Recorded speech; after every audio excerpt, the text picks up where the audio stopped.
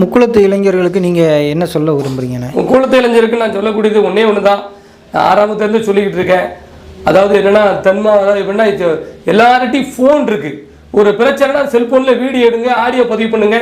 ஏன்னா இன்றைக்கி கோர்ட்டாக இருந்தாலும் போலீஸாக இருந்தாலும் சரி, இன்றைக்கி சாட்சி வேணும், இம்மிடியட்டாக வேணும். அப்போ செல்ஃபோன் இருக்குல்ல, இன்றைக்கி காவல்துறை கேட்கப்போ செல்ஃபோன் இருக்குல்ல, ஏன் நீ ஃபோட்டோ எடுக்கலை அப்படின்னு சொல்லலாம் கேட்காங்க, ஏன் வீடியோ எடுக்கலை அப்படின்னு தான் கேட்குறாங்க. அதனால் செல்ஃபோனை எல்லாரும் பயன்படுத்துங்க, இந்த மாதிரி விஷயங்களுக்கு பயன்படுத்துங்க.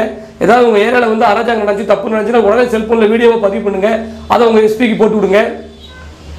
இந்த மாதிரி அறிவுபூர்வமான வேலைகளில் நீங்கள் ஈடுபடணும். இன்னொன்று என்னென்னா, கோயில் திருவிழா நேரங்களில் மது அருந்துவதை நிறுத்துங்க. இந்த மணிக்கு அங்கங்கே போய் ஏதாவது எப்படின்னா இந்த வம்பு தும்பு பண்ணுறதை விடுங்க.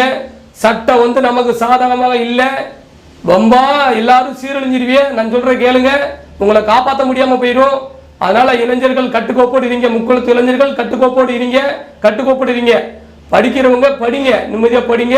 சேராத பழக்க வழக்கம் சேராதீங்க. காலேஜுக்கு போயிட்டு வந்தீங்களா, கொஞ்ச நேரம் ஒரு ஜிம்மு உடற்பயிற்சி செஞ்சீங்களா, ஒரு 10 தவிமாறு அந்த மாதிரி ஒரு டீம் ஃபார்ம் பண்ணி விளையாட வைக்க, உடற்பயிற்சி செய்ய, அப்படி வீட்டில் தூங்குனீங்களா, படித்த மாதிரி இருங்க. ஒரு பொறுப்புக்கு போக பாருங்க. நீங்கள் இன்னமும் நம்ம பழைய காலம் அப்படின்னு சொல்லி நம்ம நீங்கள் மது அருந்திட்டு எங்கேயாவது வம்பு கும்பு இழுத்தீங்கன்னா உங்களெல்லாம் காப்பாற்ற முடியாமல் போயிடும். அதனால முக்குளத்து இளைஞர்கள் நல்லா இருப்பே சொல்றதை கேளுங்க. மிகப்பெரிய ஆபத்து கட்டத்தில் இருக்கோம், பார்த்துக்கிட்டு இருக்க எல்லாம் தமிழ்நாடு பூரா. நம்ம எதுவுமே செய்யாமல் நம்மளை வம்புழுக்காங்களா, நம்ம கோயில் திருவிழாக்களை நடத்த விடாமல் பண்ணுறாங்களா, பார்த்துக்கோங்க. அதனால நீங்கள் அதிகார வர்க்கத்துக்கு வந்தால் மட்டும்தான் இந்த சமுதாயத்தை காப்பாற்ற முடியும், நீங்கள் தப்பிக்க முடியும், உங்கள் ஊரை தப்பிக்க முடியும்.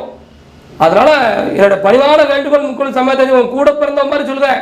என் அண்ணனா நீ ஏற்றுக்கிட்டே இல்லையோ, தம்பியா ஏற்றுக்கவே இல்லையோ, ஆனால் நான் உன் சமயத்தில் பிறந்துட்டேன். நான் என் சமயத்தில் நீ பிறந்துட்டேன், நான் உன்னோட பிறந்துட்டேன் ஒரு காரணம் சொல்லுதேன். நீ அனைவரும் விழிப்புணர்வோடு இருங்க.